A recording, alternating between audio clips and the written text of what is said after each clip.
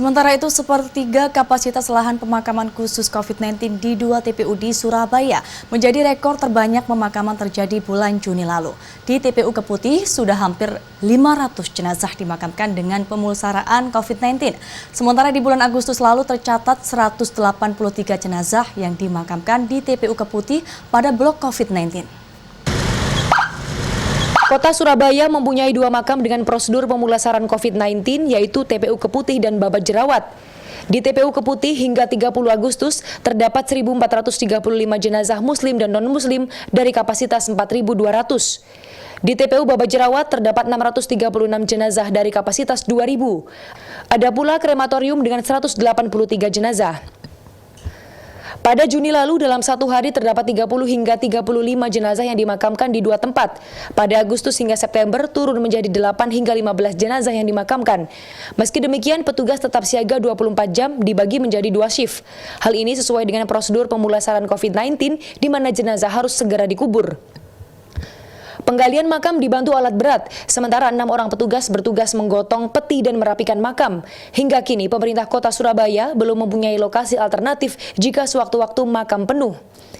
Kemarin kita sudah jalan sepertiga terisi untuk jenazah prosedur protokol kesehatan. Jadinya kita di sini dari pemakaman itu kita hanya melaksanakan pemulasaran dari rumah sakit, kiriman jenazah dari rumah sakit seperti apa, protokol kesehatan, ya kita taruh di tempat blok khusus seperti ini. Kalau pemakaman meninggal karena biasa, ya kita taruh di tempat yang biasa seperti itu. Jadi kita tidak tahu di sini itu apakah meninggalnya karena positif COVID atau tidak. Meskipun jumlah jenazah yang dimakamkan menurun, persentase kematian di Surabaya akibat COVID-19 melampaui nasional.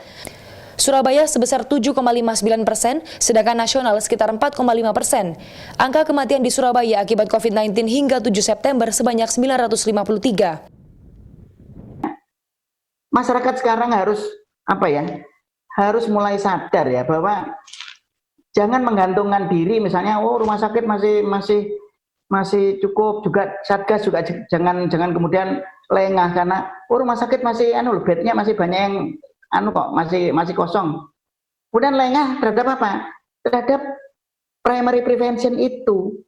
Ya. Jadi bagaimana kita bisa mencegah orang untuk tidak tertular? Itu apa? Pendisiplinan tadi, ya. Bagaimana orang jangan mudah bergerak ke sana kemari. Menurut Windu, pencegahan harus dilakukan demi memutus rantai penularan COVID-19. Tim Liputan.